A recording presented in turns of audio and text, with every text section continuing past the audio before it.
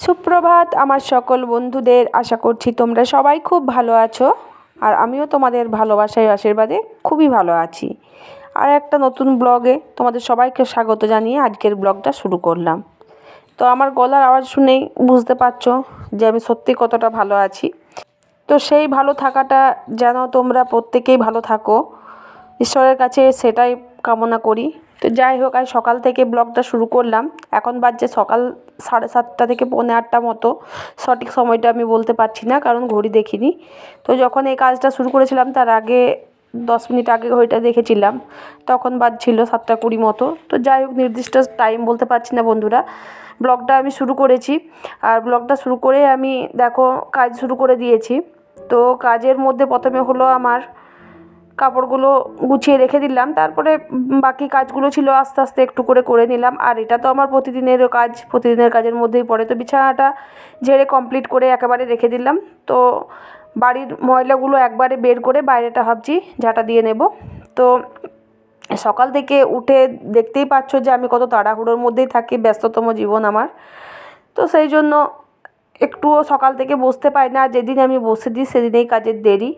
তো যাই হোক, বসে থাকলে চলবে না, বাড়িতে অত কাজ থাকলে কি আর বসে থাকা চলে। আর এখন তো বিয়ের সময়, মানে বাড়িতে বিয়ে, তো সেই জন্য এখন তো বসবার সময়ই নেই। তাও ঠান্ডার জন্য অনেক কিছু কাজ আমি করতেই পারলাম না। তো শুরু করব। তো আমি কাজগুলো শুরু করার সময় তোমাদের সাথে সবই শেয়ার করব, যে আমি কীভাবে কী কাজ করছি। আর বিয়ের সব কিছুই আমি তোমাদের সাথে শেয়ার করব। ভাইয়ের বিয়েতে একবার তোমাদের সাথে সব কিছু শেয়ার করা হয়নি, সাধারণত কিছু কারণবশতই হয়ে ওঠেনি। তো যাই হোক, আমি এই বিয়েটাতে, মানে আমার ভাসুরজির বিয়ে, তো সেই বিয়েটাতে আমি সব কিছুই তোমাদের সাথে শেয়ার করব। আমরা সবাই মাছ নিতে এখানে বসে পড়েছি, তিন জায়গায় মাছ কাটা চলছে, সেটা আমরা এখন দেখবো।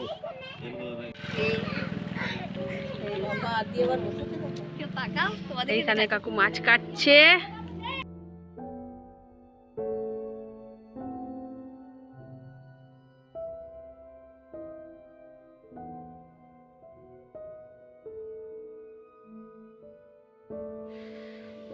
অনেকক্ষণ পর চলে এসেছি রান্না নিয়ে। তো রান্না তো আমার অর্ধেক কমপ্লিট হয়ে গেছে, আর বাকি আছে মাছটা করব। তো যাই হোক, দেখো এখানে কড়া বসিয়ে দিয়েছি উনুনে মাছটা করব বলে। আর কি কি রান্না করলাম তোমাদের সাথে সবই শেয়ার করব। আর দেখো চুলটা খুলে রেখেছি, মাথায় চান করব বলে। তো দেখি করতে পারি কি না। যা ঠান্ডা, তবে আজকে ঠান্ডাটা একটু কম আছে। আর চলো দেখাই তোমাদেরকে সিজিকা কি করছে। কি করছিস? কি রান্না চলছে? ফুলকপি আলু আর মাছের ঝোল। এখন সৃজু রান্না করছে, ওর মায়ের খুব শরীর খারাপ, সেই জন্য। তো ফুলকপি আলু এখন ভাজা চলছে, মশলা এখানে পেস্ট করা হয়ে গেছে মিক্সিতে, মাছগুলো ভাজা হয়ে গেছে। তা এখন চাটনি হয়ে গেছে।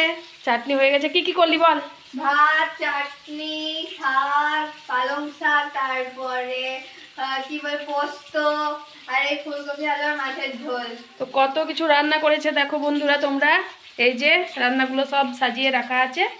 আর আমার রান্না, আমারও মাছটা হলে হয়ে যাবে। এই যে চাটনি, এই যে ও চাটনিটা, চাটনি, এই হলো যে শাক, শাক করেছে পালং শাক, আর এই হলো যে পোস্ত। এখানে পোস্ত হয়েছে। কতটা পরিমাণে করেছে দেখো, আর কি সুন্দর রান্না এখনো করেছে। হয় নাই। ও, ভাতটা এখনো হয়নি, একবার ফুটিয়ে রাখা আছে, আর একবার ফুটিয়ে নেবে গরম গরম। শীতের দিনে গরম গরম খেতে ভালো লাগে। আজকে বাবার ছুটি, ওই জন্য লেট।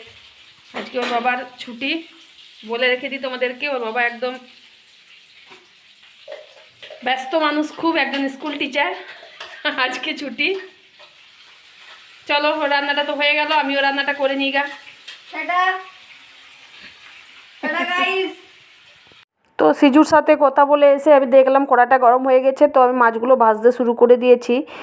আর দেখো মাছগুলো কিছুতেই উঠছিল না, তো কড়াটা তাও ভালোভাবে গরম করলাম, তাও উঠছিল না। মানে এতদিনকার রান্না যে আমার একদম ফালতু হয়ে যাবে, ওঠাতে পারছি না মাছগুলো। তো যাই হোক, আর একটা কথা তোমাদেরকে বলি বন্ধুরা, আজকে সৃজুর আইবুড়ো ভাত দিদিদের বাড়িতে, তো পঞ্চম পর্ব আজকে আইবুড়ো ভাতের।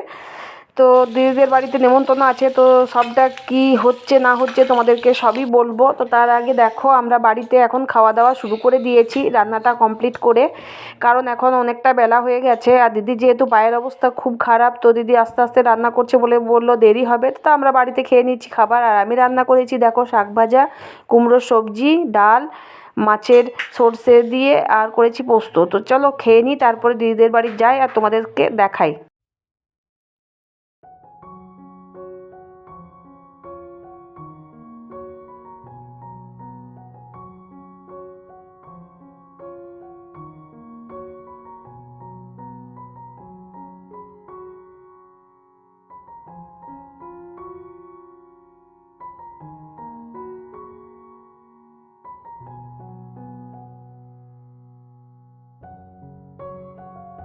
তো বন্ধুরা তোমরা দেখলে জাস্ট আয়োজন কত করেছে দিদি, মনে হচ্ছে আইবুড়ো ভাতের খাবার না, এটা মনে হচ্ছে বিয়েবাড়ির খাবার। তো সবটা দিদি আয়োজন করেছে এখানে, দেখতেই পাচ্ছ। আর এখানে সিজুকে খেতে দেওয়া হয়ে গেছে, সিজু খেতে বসে পড়েছে, তো আমরা সবাই সেটা দাঁড়িয়ে দেখছি। অনেকখানি আমাদের ছবি তোলা হলো, তারপরে দিদি দাদা ওকে আশীর্বাদ করলো। তো সব কিছুই তোমাদের সামনে শেয়ার করলাম, সব কিছুই তোমাদের সামনে তুলে ধরলাম। যদি আমার ব্লগ ভিডিওগুলো তোমাদের ভালো লেগে থাকে তো লাইক, শেয়ার, কমেন্ট করবে আর সাবস্ক্রাইব করে পাশে থাকার অনুরোধ রইল বন্ধুরা। তো দেখা হচ্ছে আমার নেক্সট ব্লগে, ততক্ষণ তোমরা ভালো থেকো আর সুস্থ থেকো।